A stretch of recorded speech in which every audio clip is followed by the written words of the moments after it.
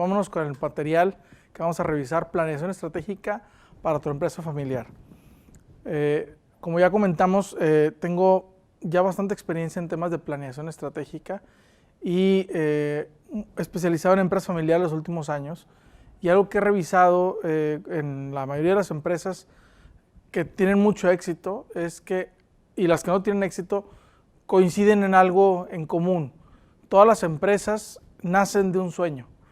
Y eso es bien importante y es muy válido, porque dentro de ese sueño hay una visión que una persona identificó, que hay una necesidad en un mercado. Y entonces esta visión, cuando está bien atinada, se convierte en proyectos muy exitosos. Pero es bien importante que esa visión o ese sueño esté acompañada de un plan. Y este plan se le llama planeación estratégica.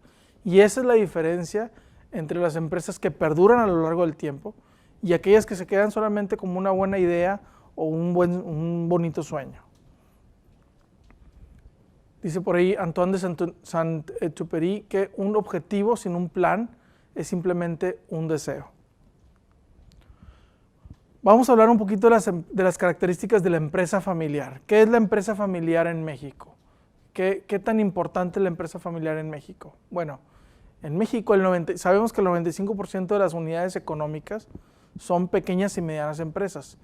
Y de esas pequeñas y medianas empresas, el 88.7% son empresas familiares. Entonces, pues representan un 80% de las unidades económicas en todo México y me atrevo a decir que en el mundo es una estadística muy similar. Sin embargo, solamente el 25% de las empresas familiares pasan hacia una segunda generación. Y solamente el 3% de estas empresas pasa a una tercera generación. ¿Qué es lo que pasa, sobre todo en este primer nivel de la primera a la segunda generación? Algo le pasa, ¿no? Por ahí he escuchado algún dicho que incluso la primera generación crea las empresas, la segunda generación hace crecer a las empresas y la tercera generación es la que acaba con las empresas, ¿no? Entonces sí, estos 25% de empresas que pasan a una segunda generación pasan con mucho éxito, pasan muy estructuradas, algo hicieron bien para pasar de una primera a una segunda generación. Pero solamente el 5%, los que pasan a tercera generación, que muy seguramente van a pasar una cuarta o quinta generación, hicieron algo diferente al resto. Y eso que hicieron diferente se llama profesionalización e institucionalización de la empresa. Y la base de la profesionalización y la institucionalización se llama planeación estratégica. ¿Cuáles son las características particulares de las empresas familiares? ¿Cuáles son los retos que hemos visto con estos ya casi 20 años de consultoría especializada en empresas familiares? Una de las cosas que más le duele a las empresas es la falta de la profesionalización. ¿Qué es la profesionalización? Que no es lo mismo que profesionalismo. El profesionalismo es que tú como persona tengas una conducta o un dominio sobre un cierto tema y entonces te dicen que eres un profesional. Pero la profesionalización es un comportamiento social dentro de una institución, dentro de una empresa. Entonces la profesionalización es la suma de todos estos profesionales haciendo lo que deben de hacer de la forma correcta, con lineamientos, etc. Entonces todo esto es la profesionalización. Y ese es uno de los temas que más hemos visto que carecen las pequeñas y medianas empresas familiares. ¿Por qué? Porque ya lo dijimos, las empresas nacen con un sueño, nacen con una idea del fundador, pero luego es muy difícil que este fundador pueda transmitir el sueño a las demás personas que forman parte de la organización. Y luego todavía más difícil cuando una segunda generación con una edad completamente diferente, con un aprendizaje completamente diferente, quiere alinear esta visión con el fundador. Y entonces ahí es donde empiezan la mayoría de los conflictos y por eso ahí se quedan en el camino el 75% de las empresas familiares. Otro de los conflictos que vemos es, ya lo dijimos, el conflicto de la visión. Y otro de los conflictos es el conflicto en la estrategia. Ahorita vamos a ver más adelante qué es estrategia, pero la estrategia no es algo escrito, no es un único camino. La estrategia es una decisión que tomas entre diferentes posibles caminos buenos, pero tienes que decidir uno, ¿no? Entonces es muy difícil porque a veces en la estrategia hay ideas muy buenas que se contraponen, ¿no? Otra característica positiva que tienen las empresas familiares es que tienen mucha resiliencia y mucha resistencia a conflictos o crisis, a diferencia de las empresas que no son familiares. Son empresas optimistas y son empresas que una vez que brincan estos procesos de profesionalización e institucionalización, son empresas longevas, que pueden durar muchísimos años porque tienen el ADN familiar a favor de ellos. Hablando de la empresa familiar con la planeación estratégica, la estadística de la ENAPROCE, que es una encuesta nacional de productividad que publicó el INEGI en el 2018, dice que solamente el 47% de las pequeñas y medianas empresas realizan algún tipo de planeación o establecimiento de objetivos.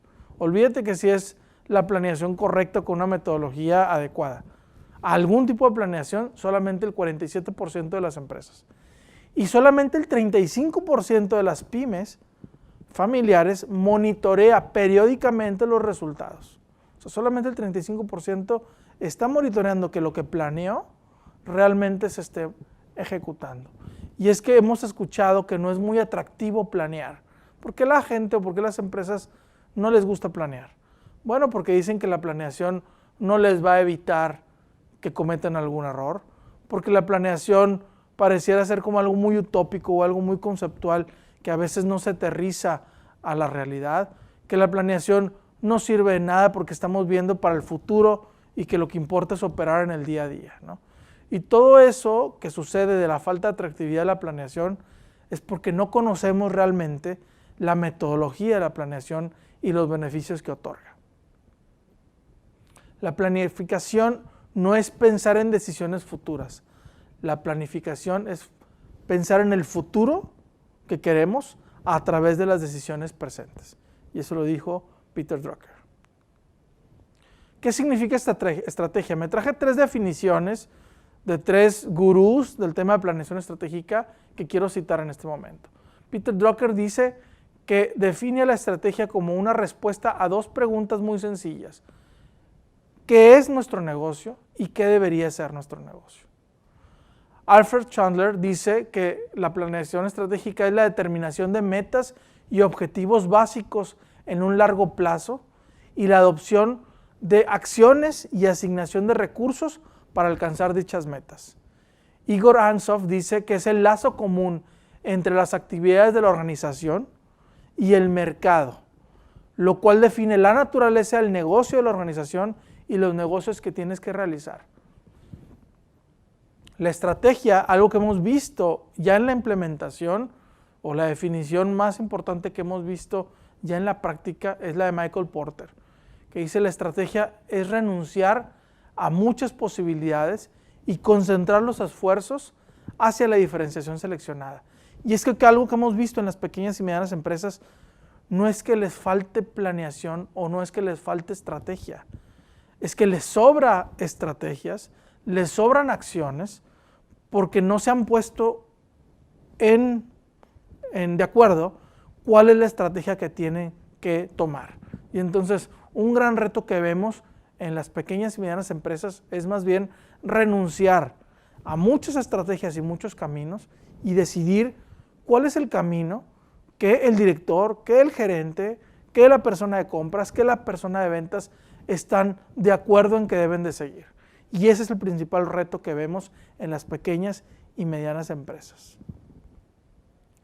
Entonces esto se resuelve o va a resolver 2 cosas.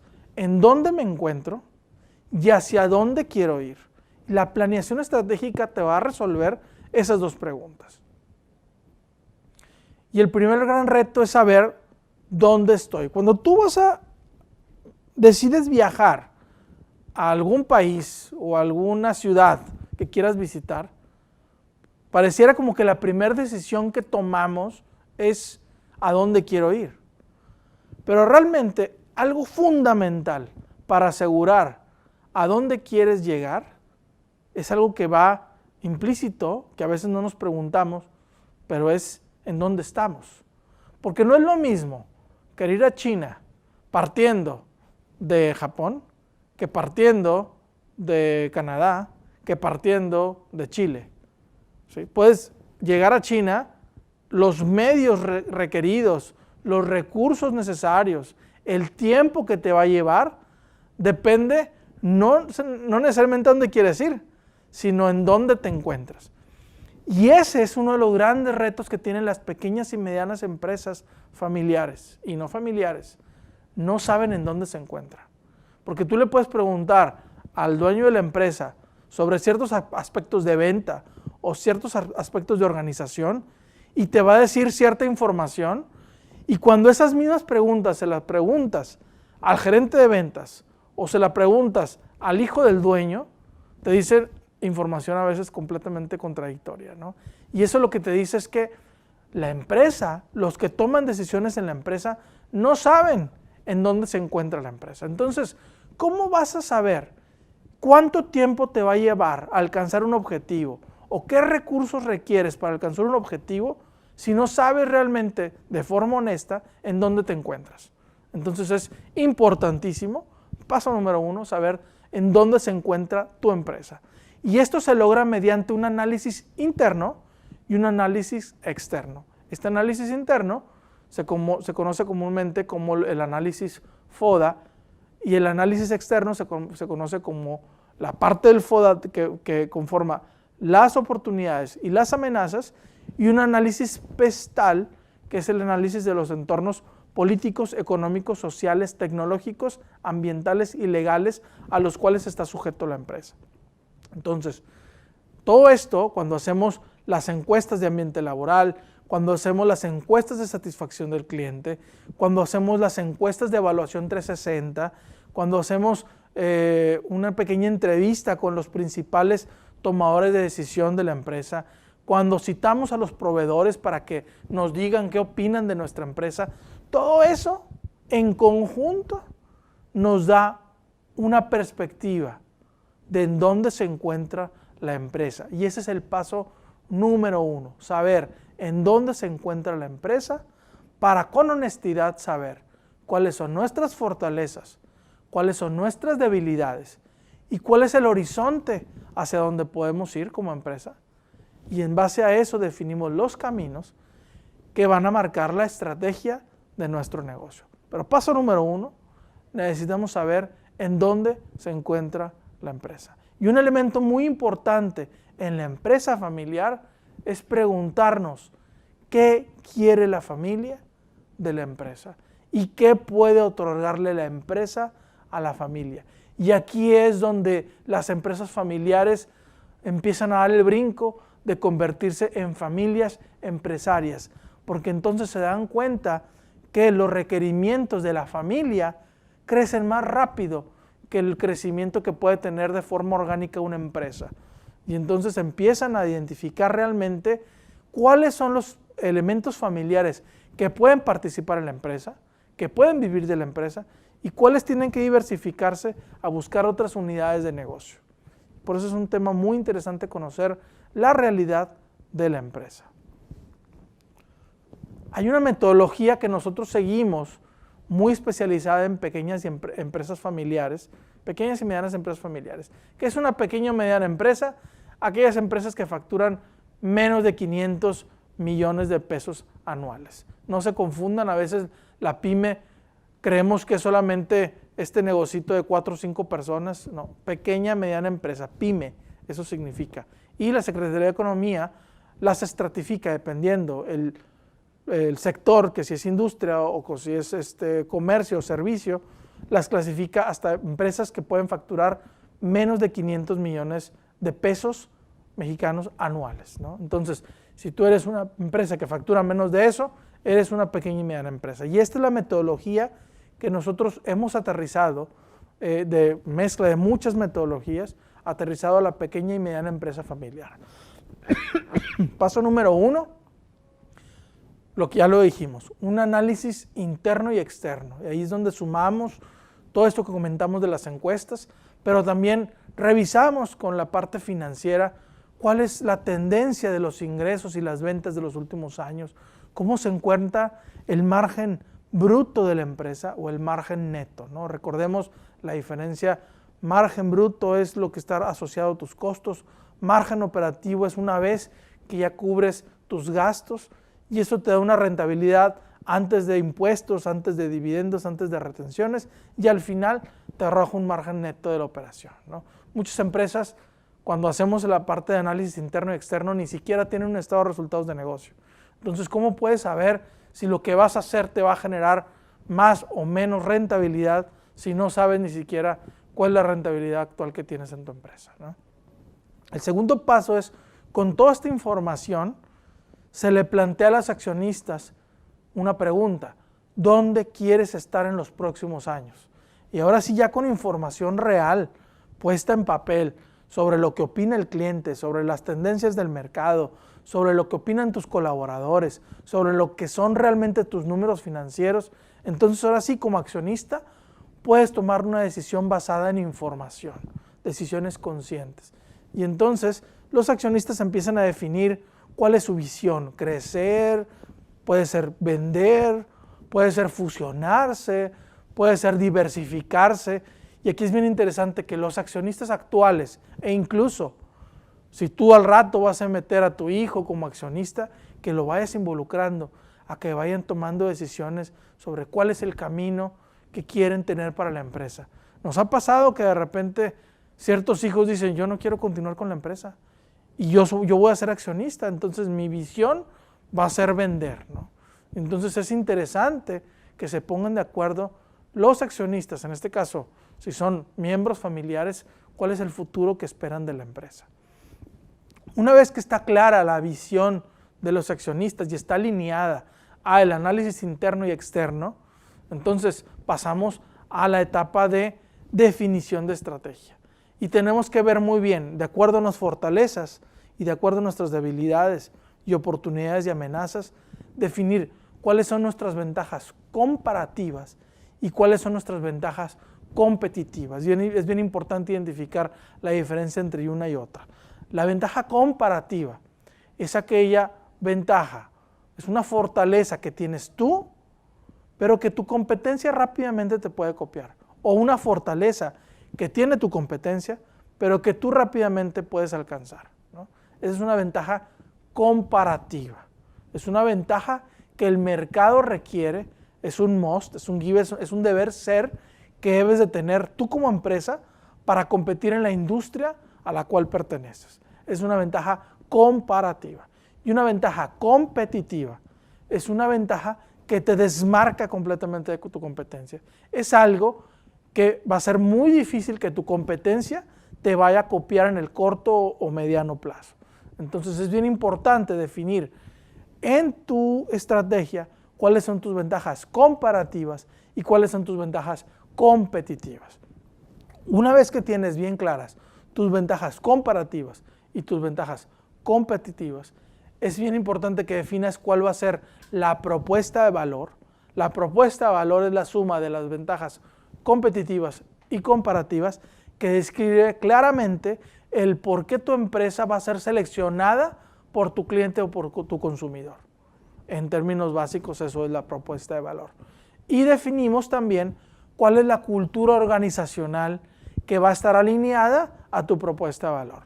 Y cuando hablamos de cultura organizacional, hablamos de la famosa misión, visión y valores. Un error que cometen muchas empresas es que inician la planeación hablando de misión y visión y valores cuando realmente no conocen qué es lo que requiere el mercado y cómo estás con respecto a tus competidores en temas de ventaja competitiva y ventaja comparativa.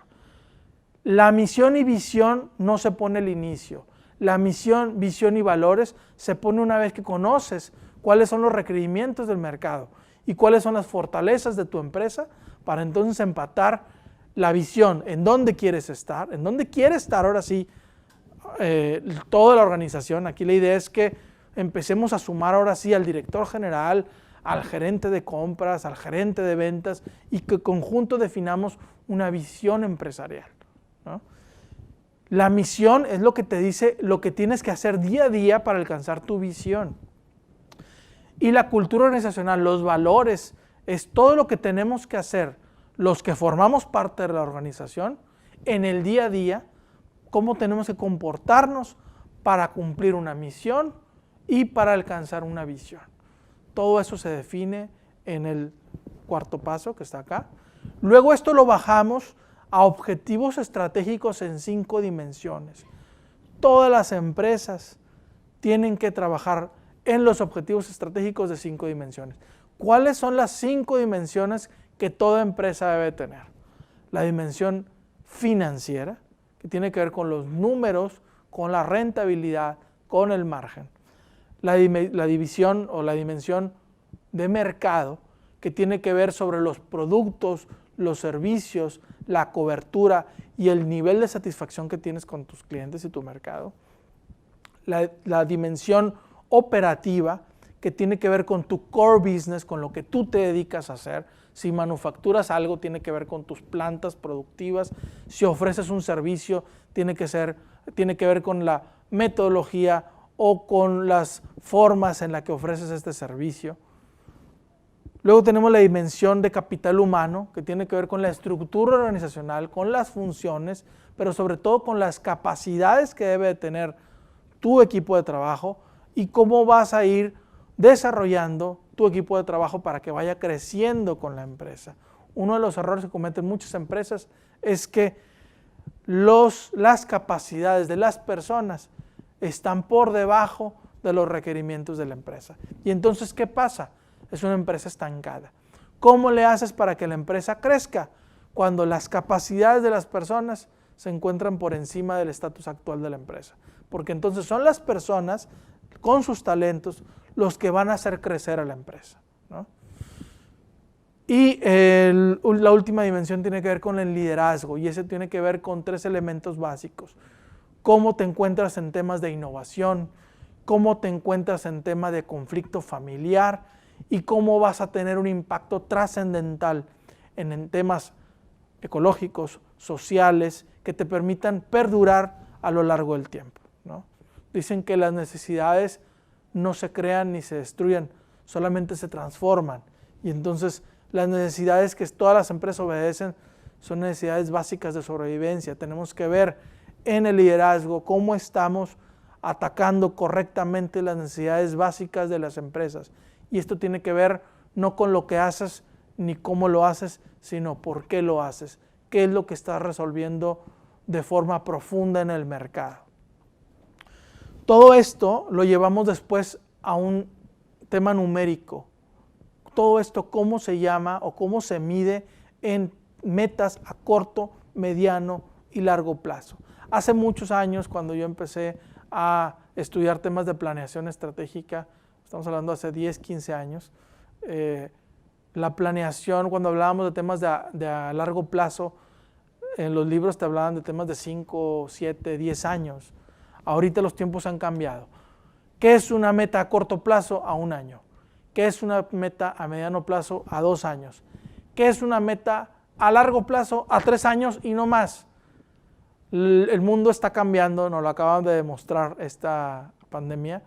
Las cosas a largo plazo es lo que podemos ver a 3 años. Después de 3 años no sabemos qué va a estar, cuál es la realidad de este mundo. Entonces, tú tienes que visualizar a 3 años máximo, ¿no? A lo mejor si tu industria cambia un poco menos, pues a lo mejor 4, 5 años, pero no más allá. Pero es bien importante que tú sepas a corto plazo, de todo esto que estamos visualizando, ¿qué vas a resolver en 1 año? ¿Qué vas a resolver en 2 años? Y es bien interesante porque entonces todo este análisis interno y externo nos va a definir las prioridades de nuestros proyectos y las prioridades de dónde tienes que invertir para poder mantenerte a lo largo de tu estrategia, ¿no? Luego tenemos todo esto que tenemos de los objetivos y metas a corto, mediano y largo plazo. Como dijimos, tiene que tener un número y tiene que tener un responsable y tiene que tener un tiempo. Y eso nosotros le llamamos, bueno, integramos ahí la metodología de indicadores SMART, que son indicadores que te dicen si lo que estás haciendo realmente está dentro de parámetros. Imagínate que tú estás en un punto A y quieres ir a un punto B. Pero entre el punto A y el punto B hay una selva. Está llena de árboles y lo primero que ves es un árbol que te tapa. Y luego te asomas y ves más árboles. ¿Qué son los indicadores? Los indicadores son estas banderitas de colores que vas poniendo a lo largo del camino y que te va diciendo si te estás acercando o te estás alejando a tu objetivo. Eso es un indicador. Imagínate ahora, si tu empresa no tiene indicadores, estarías en una selva sin banderitas. Es muy difícil alcanzar un objetivo, porque entonces pareciera que cuando no tienes un objetivo, cualquier destino es buena dirección. Tienes que definir cuál es tu objetivo para que no estés navegando y no estés dándole vuelta ahí a la selva o algunos dicen al alta mar, ¿no? O sea, si estás en alta mar sin objetivo, pues ahí está tu barco nada más navegando, ¿no? Entonces lo que te interesa es definir cuáles son tus objetivos, cuáles son tus metas y cuáles son los indicadores que te dicen si te estás acercando o te estás alejando de tus objetivos. Luego todo estos KPIs o estos indicadores que nos van a ir diciendo si lo que estamos haciendo es correcto o no, de ahí se derivan una serie de actividades y proyectos en donde cada persona va a tener que definir qué es lo que tengo que hacer para poder alcanzar dicho objetivo, qué tengo que invertir para alcanzar dicho objetivo, y ese objetivo o indicador es el que finalmente me dice si me estoy acercando a mi estrategia o me estoy alejando de mi estrategia. Y finalmente, creo que lo más importante de una planeación estratégica, o digamos, la segunda parte más importante de una planeación estratégica es precisamente el establecimiento de protocolos de medición y control, más en una empresa familiar. En estos protocolos de medición y control tienes que definir cada cuándo se van a reunir, con qué frecuencia, quién va a estar respondiendo o entregando los objetivos o los indicadores, quién es el responsable, pero sobre todo tienes que definir protocolos. ¿Qué pasa si? ¿Qué pasa si no se logra un objetivo? ¿Qué pasa si el que no logra un objetivo es el hijo del dueño? ¿Qué pasa si el que no logra el objetivo es el mismo dueño que está jugando un rol cooperativo dentro de la empresa? Porque entonces cuando pareciera como que es bien fácil exigirle resultados a todos los que no son familiares. Y entonces esto genera mucho conflicto al querer empezar a medir a los familiares con la misma vara. Puede generar muchos conflictos familiares, pero así debe de ser, porque si no lo haces, los que no son familiares empiezan a sentir un desinterés y empiezan a abandonar el barco porque saben que no pasa nada o no va a haber una repercusión si alcanzas o no alcanzas los objetivos. Entonces, bien importante, esta es la fase más importante o más dura de la planeación, que es la profesionalización, y es hacerte cargo y responsable de las responsabilidades, de los indicadores, de los objetivos que se te fueron asignados en la planeación. Y entonces nos ha pasado que cuando hacemos estos procesos de planeación, a la hora que llegamos a los protocolos, muchos miembros familiares deciden abandonar el barco de la operación y dicen, prefiero quedarme como accionista, pero no voy a estar dispuesto a matarme o a dedicarle lo que tiene que hacer para alcanzar todo el objetivo, prefiero que le paguemos a una persona para que lo haga de forma profesional. Y ¿saben qué? Es válido. Cuando tú eres accionista es válido que tú decidas quedarte en el ramo o en el nivel de accionista y poner a alguien más que haga lo que a lo mejor tú no puedes hacer o no sabes hacer. Lo comentamos ahorita en el punto número 4. No frenes a la organización, a lo mejor requieres a alguien que tenga más talento que tú para poder alcanzar los objetivos que la empresa o la estrategia requiere. Las micro, pequeñas y medianas empresas, o más bien las medianas empresas y pequeñas empresas, muchas de ellas iniciaron como microempresas y a lo mejor estuvieron muy bien funcionando como microempresas, pero el talento que se requería para iniciar un negocio no necesariamente es el que se requiere para hacerlo crecer. Y entonces es importante que te formes de un equipo que haga crecer tu empresa. Entonces esta es la metodología que nosotros implementamos. ¿Cuánto se lleva de tiempo esta metodología? Pues a veces el puro análisis interno nos puede llevar 2 o 3 semanas o más en lo que aplicamos encuestas, en lo que analizamos la información. Estamos hablando de metodologías que nos pueden llevar, bien dedicado el tiempo, 1 mes y medio, más o menos. Y es bien importante que esta planeación se puede llevar en cualquier mes del año. O sea, nos ha tocado hacer planeación en enero, en marzo, en julio. Ahorita que pasó con el tema de la pandemia, hicimos mucha planeación estratégica y seguimos haciendo mucha planeación estratégica a mitad de año. Pero de forma natural las empresas hacen la planeación estratégica por ahí de los meses de noviembre o diciembre, incluso enero. ¿Por qué? Porque de alguna manera tratan de hacer un resumen de cómo les fue en el año y entonces tratan de buscar que para el siguiente año definan objetivos, presupuestos, tanto de ingreso como de egreso, y entonces utilizan el último trimestre del año o incluso el primer mes del siguiente año para hacer la planeación estratégica. Pero sin embargo la puede hacer en cualquier parte del mes, ¿no? Cualquier parte del año, perdón.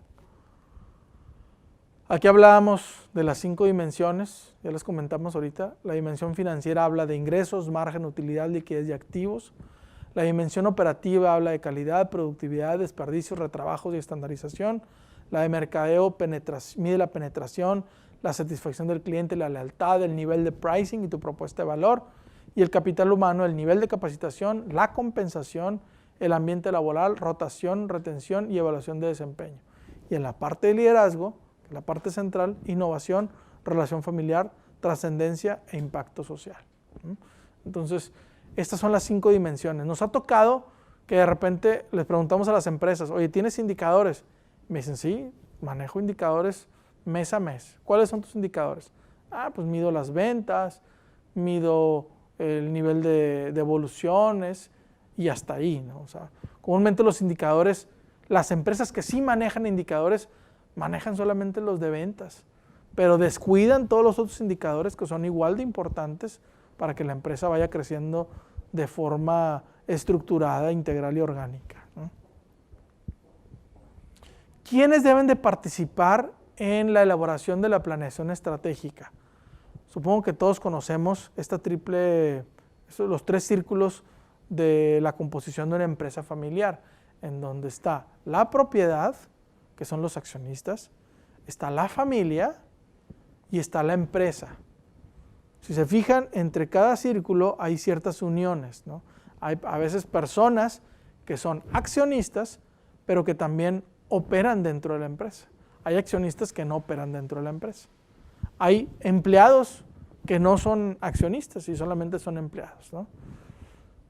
Hay familiares que son accionistas, pero no operan dentro de la empresa.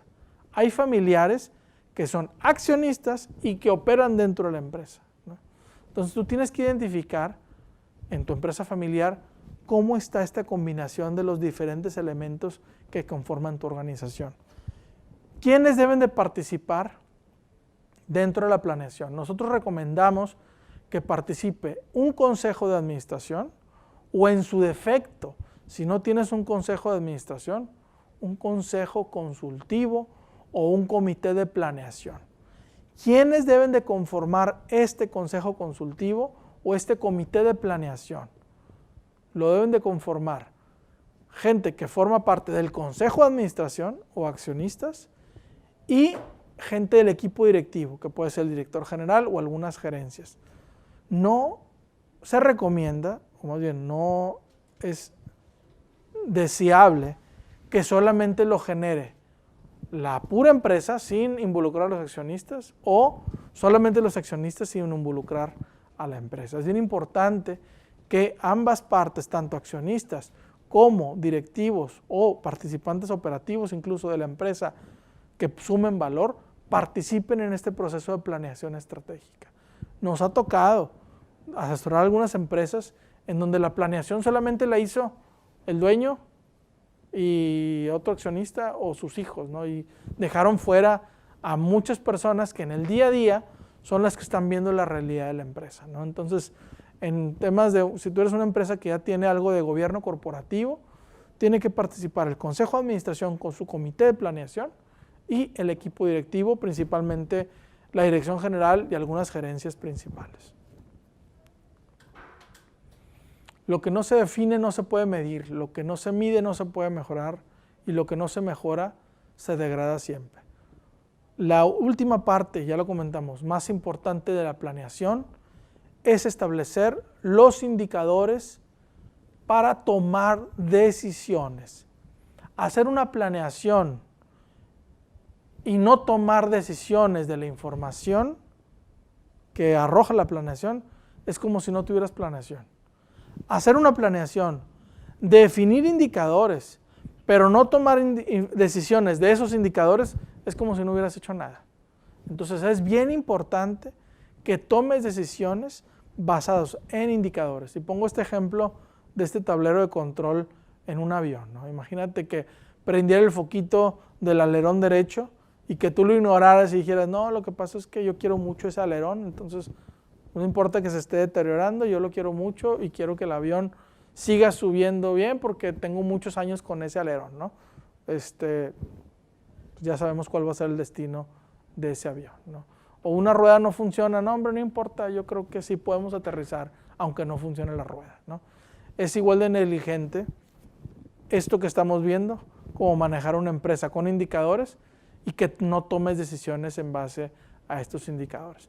Pero al mismo tiempo, estos indicadores te van a permitir tomar decisiones rápidas, tomar decisiones oportunas, porque va a ser un sistema que te va a estar reportando información antes de que suceda una catástrofe, antes de que realmente te pierdas en el bosque o en alta mar. Porque el indicador lo que te va a indicar es cuando tengas una desviación sustancial sobre el estándar de comportamiento, entonces te va a marcar esta alerta. Pero al mismo tiempo vas a poder permitir que la empresa puede tomar sus propias decisiones sabiendo que no se salen del parámetro, ¿no?